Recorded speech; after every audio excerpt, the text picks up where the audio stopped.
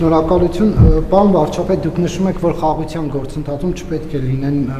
իրավական կարգավորումներ, որոնք կոնֆլիկտներ կենթադրեն, եւ մատնանշում եք Հայաստանի Հանրապետության Սահմանադրությունում անկախության հռչակագիրը։ Ուզում եմ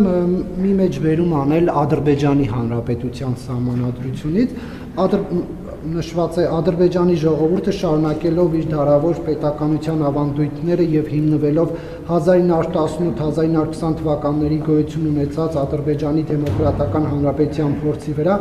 ընդունում է այս սահմանադրությունը։ Դուք հայտնի է, որ այսպես կոչված դեմոկրատական Ադրբեջանը տարածքային պահանջներ ուներ 18-20 թվականներին Հայաստանի Հանրապետությունից, Սյունիքը, Երևանը, արդյոք այս ձևակերպումն էլ որ կա Ադրբեջանի սահմանադրությունում իրենց նախաբանում, սա եւս տարածքային պահանջներ չի համարվում Հայաստանի Հանրապետության ուղղված, դուք դա այդպես մեկնաբանում եք, թե ոչ, դուք արդյոք Բաքվի այդ շփումներում առաջարկում եք, որ իրենք էլ հրաժարվեն կոնֆլիկտածին իրավական կարգավորումներից, թե ոչ, եթե ոչ, ապա ինչու, եւ մեր անկախության հռչակագրին վերադառնալով նախաստորագրված այդ պայմանագրի այդ նախաստորագրված տարբերակի 12-րդ հոդվածում այսպիսի ձևակերպում կա.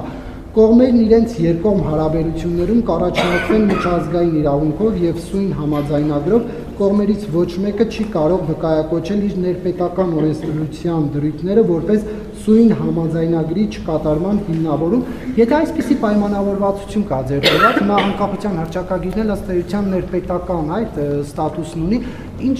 անհրաժեշտություն կա այդ անկախության հռչակագիրը հանելու։ Դու ձեր ամբողջ հարցը ըստ էության կազմված էր իմ տարբեր շրջանում հրապարակած հոդվածների, հարցազրույցներից, մեջբերումներից, բայց ես էլի ուզում եմ ասել, որ անկախության հռչակագրի խնդիրը եւ մեր սահմանադրության խնդիրը մեր ներքին խնդիրն է, որովհետեւ դա անհրաժեշտ է մեզ եւ ոչ թե ուրիշներին մեզ աշխարհում ճիշտ դիրքավորելու համար։ Ես իմիջայլոց այդ թեմայով էլ առանձին անդրադարձ պատրաստում եմ, բայց ձեր հարցին ի պատասխան կասեմ, էլի ուզում եմ ընդգծել, որ անկախության հռչակագիրը, ընդ որում հրապարակային տեքստ է, ձեզնից յուրաքանչյուրը դա կարող է կարդալ, վերլուծել եւ կարող է անել նույնիսկ հրապարակային։ Դա ոչ թե անկախության հռչակագիր է, դա կոնֆլիկտի հռչակագիր է եւ արդյունքում կախվածության հռչակագիր է։ Ինչու՞, որովհետեւ երբ որ դու պատկերացրեք, դուք տեղափոխվել եք նոր բնակարան եւ ապրում եք մի ընդհանուր հարթակում եւ սպառնում եք ձեր եւ դիմացի եւ կողքի եւ հետեւի եւ մյուս կողքի հարևաններին այդպիսով հռչակելով նաեւ անկախություն։ Դա ինչ է նշանակում։ Ոնց է այդ սպառնալիքների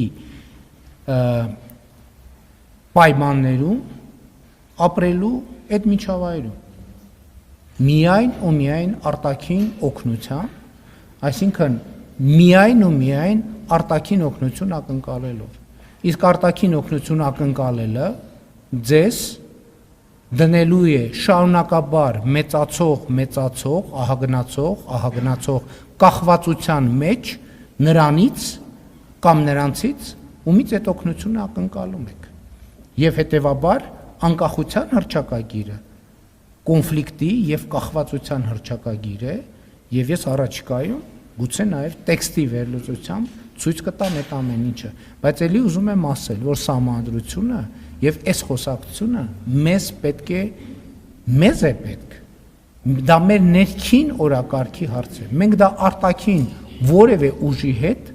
չենք քննարկել, չենք քննարկում եւ չենք քննարկելու։ Մենք դա քննարկում ենք մեր ժողովրդի հետ, որովհետև ես նաև առիթներ ունեցել եմ ասելու, նույնիսկ երթևեկության կանոնների օրինակը բերելով օրինակ, թե երբ որ մենք ասում ենք ով մարդկային արդարություն,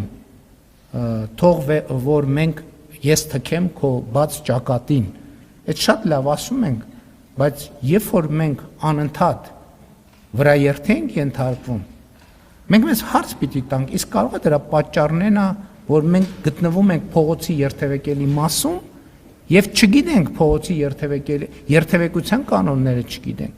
եւ չգիտենք հետիոտնային անցումի գործառնական նշանակությունը եւ լուսացույցների գործառնական նշանակությունը։ Այդ համատեքստումը, որ ես ասել եմ եւ ցավոք արձանագրել եմ, որ աշխարհը